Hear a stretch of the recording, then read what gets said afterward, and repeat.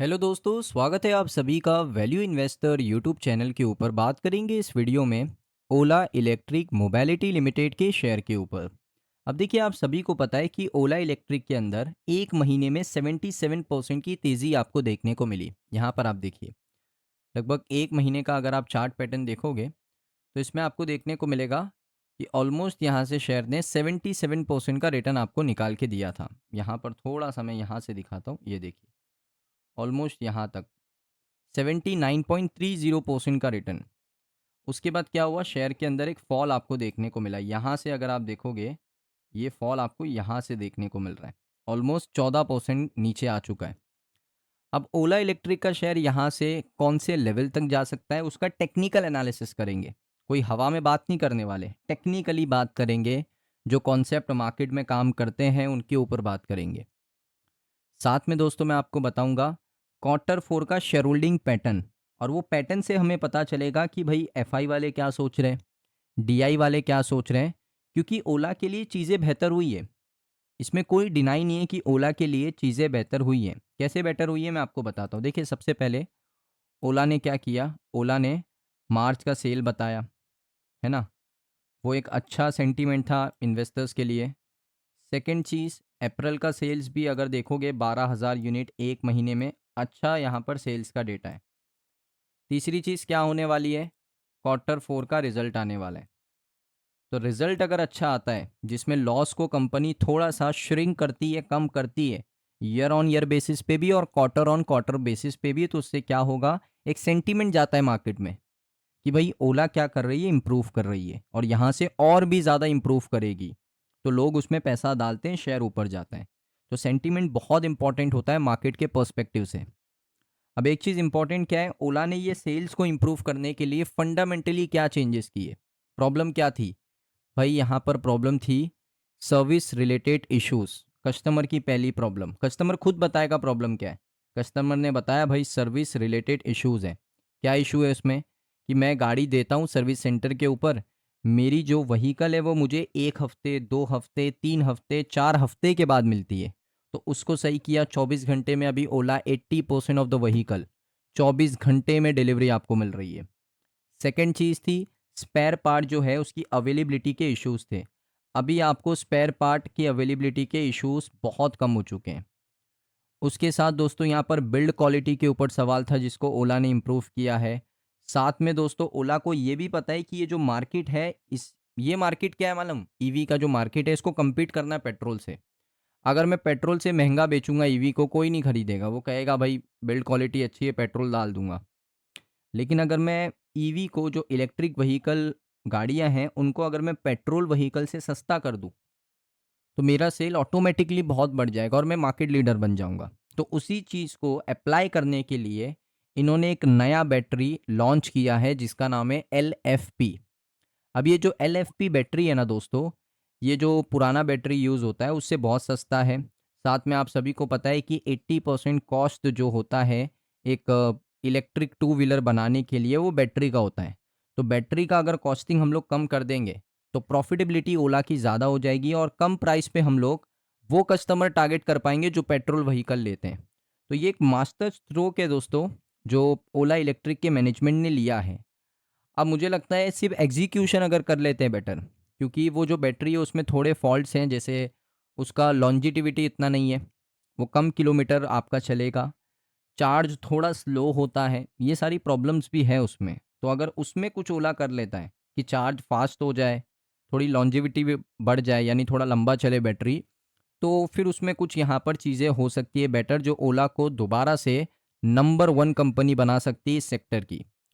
उसके बाद दोस्तों मैं आपको बता देता हूँ यहाँ पर सबसे पहले रेटिंग कैसा आया। रेटिंग देखिए, नेगेटिव रेटिंग है, ऐसा नहीं है कि बहुत अच्छा रेटिंग है।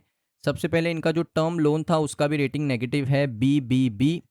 और एक interchangeable letter of credit and bank guarantee, इन्होंने किसको गारंटी दिया था, इनकी सब्सिडरी कंपनी को, तो वहाँ से भी नेगेटिव का रेटिंग है।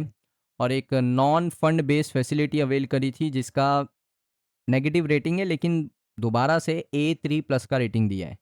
तो ये अभी तक का रेटिंग है। ओला सेल टेक्नोलॉजी इनकी एक सब्सिडरी कंपनी है जिसका रेटिंग अगर आप देखोगे ना, तो इसका रेटिंग है BBB- नेगेटिव रेटिंग है। और जो आपका इनका एक सब लिमिट का रेटिंग है short term non fund base का, उसका A3 का रेटिंग है। और इनका एक लेटर ऑफ क्रेडिट था जिसका रेटिंग भी आपको A3 का देखने को मिल रहा है। तो रेटिंग मिक्स है। ओला सेल की रेटिंग अच्छी है as compare to Ola electric. और ओला सेल जो है वो सब्सिडरी कंपनी है ओला इलेक्ट्रिक का।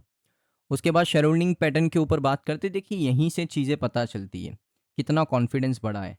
अब यहाँ पर आप देखोगे प्रमोटर का तो सबको पता है कि भाई स्टेक कट किए थे भाविश अग्रवाल ने 2%, तो वो 36 से 34 हो गया। एफआई अगर आप देखोगे ना 4.1 था, 2.9 था, 2.9 से 4.1 हुआ है, फिर 4% हुआ है, यानी 0.1% क्वार्टर ऑन क्वार्टर बेसिस पे स्टेक को कट किया है। अब ये भी हो सकता है कि प्रॉफिटेबिलिटी को यहाँ पर कवर करने के लिए जो प्रॉफिट हुआ है एफआईज को वो उन्होंने कवर किया है 0.1% बेच के। डीआई अगर आप देखोगे 0.3% बेचा है। अब डीआई में 0.3% बेचने वाले कौन है? यहाँ पर म्यूचुअल फंड्स अगर आप देखोगे म्यूचुअल फंड्स ने एक बड़ा क्वांटिटी सेल किया, 5.54% था, 5.14% किया। लेकिन इंश्योरेंस कंपनीज अगर आप देखोगे उन्होंने भी 0.09% स्टेक था उसको 0.01% किया। लेकिन अदर में दोस्तों अगर आप देखोगे 1.65 था, 1.86 किया। तो यहाँ पर डीआई ने भी अगर आप देखोगे तो डीआई ने भी 0.3% स्टेक को कट किया। ये सारी प्रॉफिटेबिलिटी हो रही है, ये सारे प्रॉफिट बुकिंग कर रहे हैं एफआई डीआई ओला में। पब्लिक की बात करें, पब्लिक ने तो खरीदा है, पब्लिक तो देखती है भाई ऊपर जा रहा है तो बाय करो। पब्लिक कभी ये नहीं करेगी कि भाई यहाँ पर एक चांस है।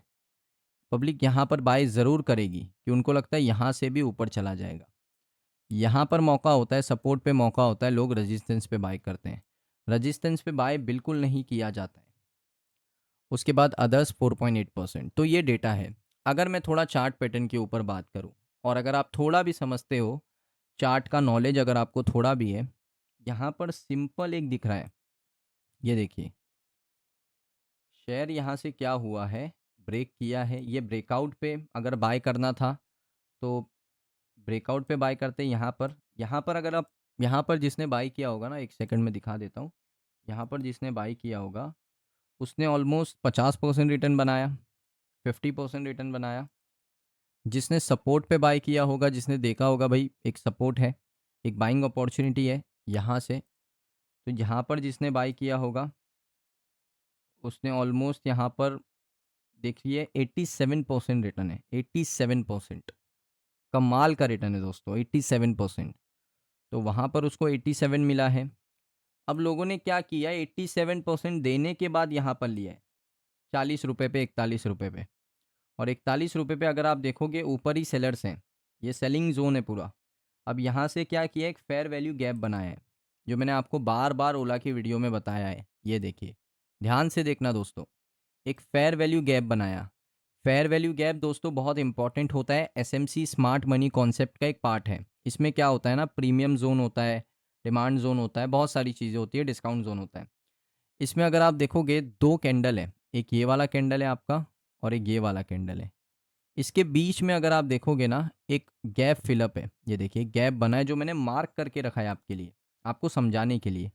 अब देखिए ये है प्रीमियम जोन, ये है डिस्काउंट जोन। अभी ऐसा लग रहा है कि प्रीमियम जोन की लिक्विडिटी लेकर ये मार्केट ऊपर जा सकता है। अब कंफर्मेशन कब मुझे मिलेगा? कंफर्मेशन मुझे मिलेगा जब मार्केट मुझे एक लेवल के ऊपर क्लोजिंग देता हुआ देखने को मिलेगा। मुझे कोई यहाँ पर प्रिडिक्शन नहीं करना है, मुझे मार्केट का बिहेवियर देखना है।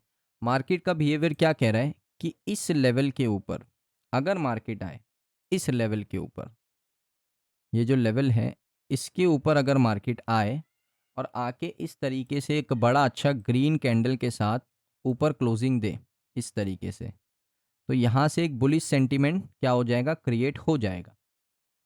क्रिएट हो गया। अब यहाँ से मेरा नेक्स्ट टारगेट क्या होगा भाई, बड़ा सिंपल है। ये मेरा नेक्स्ट टारगेट है ना 41 का।